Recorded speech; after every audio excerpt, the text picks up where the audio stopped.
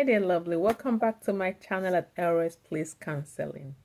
So, guys, I thought it would be fun to explore some biblical characters and what it would look like if they were to be either clients or therapists. So, let's get on this fun journey together. So, let's look at Matthew, the writer of the book of Matthew, right? So if Matthew were a client, he will be anxious and an overthinker, an overachiever. So he will show up with a color-coded banner titled "Reasons God Might Still Be Mad at Me," or something like "I messed up a lot," or whatever that he may come up with. So this client wants to pay his copay early, and then he double checks his seat. If I work with a client like Matthew, I'm gonna walk him through embracing grace and just giving himself some kind of kindness.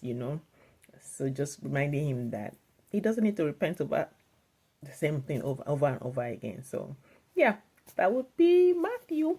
Overthinker. If you have watched the chosen depicts that very well. So in case you haven't, go watch that. So number 2 is Mark. Mark, as a therapist, who will be like a speed runner. His gospel is short because he said we don't need to. Is that therapist? I would say we don't need to go to the backstory. Is that what you call a solution focused therapist? So his first session with him might look like, okay, client, on a scale of 1 to 10, how stressed are you? And you tell him, then he goes, great. Here, drink some water, go outside, and the session is over. So Mark would be a therapist who works fast, even on Zoom. Like I said, he's the solution focused therapist. He gives you simple steps for those big changes you're looking to make. Like he tells you, let's get right to the point, right? So let's look at the writer of the book of Luke, right? He was a doctor, the story of Luke and everything. So let's see, he's the ultimate gentle therapist, if he was a therapist, that is. So he's the doctor, the writer, low-key emotional support human. He gives you tea when you come into his session, gives you blankets and a diagnostic evaluation all in one. So he may say things like, so how does your inner child feel? You will leave this therapist feeling healed and slightly adopted. You feel like, oh my days, this is not the person I want in my life. So as I'm walking through this, I was walking through them thinking, I've been all of these characters in a way, the therapist that is. So it was interesting. So, but anyways, I digress. Let me keep going. So the fourth one is John. Let's look at John as a therapist, right? So this is a therapist that gets too deep. Like he really goes and dig at your inner child even more and all of that. You may come in and say, I'm stressed. And this therapist may say, yes, but do you know you are loved? They see beyond what you're saying, what you're currently saying. And this therapist will stare right into your soul. And this may feel uncomfortable, but the point is when you come into the presence of this therapist, you come into like a calm, quiet presence, and the focus is to help you find your identity. Hopefully you find the truth and everything you're looking for. This therapist will help heal through love and truth. Like they want to love you and also gently expose you to the truth, that kind of a thing. Peter, our wonderful drama king. Let's see Peter as a client. I couldn't place him as a therapist. I had to make him a client. So let's see what we got out of Peter. Let's look at Peter as a client. This is that client that shows up every week with a new emergency. Think of borderline. Oops, did I say that loud? So he might come in and say, I told Jesus I'd never mess up. And then I messed up 3 times in one night. So a therapist might go like, Peter, just breathe. An emotional individual, like kind of irregular emotion or whatever you want to call that. So, and then when you say, just breathe, and he might say, yeah, I tried, then I cut off somebody's ear. Like, I've tried everything, nothing is working. So with this person, if I was his therapist, I'll work with him slowly. I'll be patient with this person and help him learn to self-regulate, and the goal is to get him to that place of stability and even more patience. So I'm going to help him to learn self-regulation. I'm going to try and get his impulsivity in control. So yeah, Peter is the impulsive one, kind of the borderline kind of client, but hey, we gotta love them, right? I actually do love to work with the group. Those kind of people, personality disorders. So anyways, Judah, I said Judah is the hype man therapist. Now I'm looking at Judah as a therapist. He's the hype man therapist. So let's say, his whole letter was basically don't give up. God, you got this. Kind of like he hypes you up. This person as your therapist, you come into the session, it feels like you're coming to a pep rally. You're coming into like a motivational speaking center.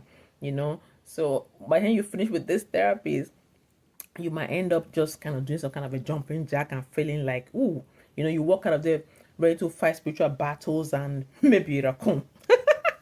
Like you come out of there feeling like, ooh, I got this. Judah will make you believe in yourself so much that you're going to leave his presence feeling courageous and you have more clarity into your situation. So, yeah. And I had to save this for last. I had to save the best for last. And I'm going to give you my reason why. Paul, Apostle Paul. I put him as a therapist. This is a therapist with homework. Your first session, he already has like 12-week ready plan for you. I'm laughing because I have a reason for this.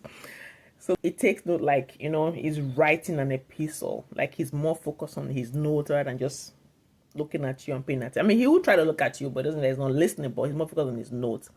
So you might say a thing, he's more focused on how you renew your mind, how you renew your thinking. So he's going to encourage you to do that.